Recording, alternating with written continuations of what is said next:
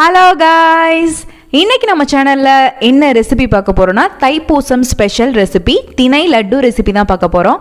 அதுக்கு முன்னாடி சேனல் இன்னும் சப்ஸ்கிரைப் பண்ணலைன்னா சப்ஸ்கிரைப் பண்ணிக்கோங்க. வாங்க வீடியோக்குள்ள போகலாம். ஃபர்ஸ்ட் ஒரு பவுல்ல திணை எடுத்துக்கோங்க.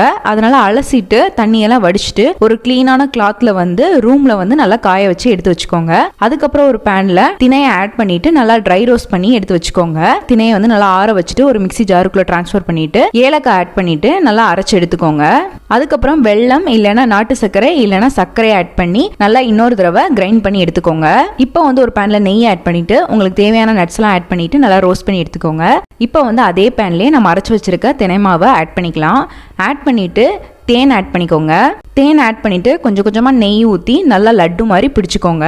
உங்களுக்கு லட்டு பிடிக்க வரலைன்னா இன்னும் கொஞ்சம் நெய் ஆட் பண்ணிட்டு நல்லா டைட்டா இந்த மாதிரி பிடிச்சி எடுத்துக்கோங்க. அவ்வளவுதான், ரொம்பவே ஈஸியான சிம்பிளான திணை மாவு லட்டு ரெடி ஆயிருச்சு.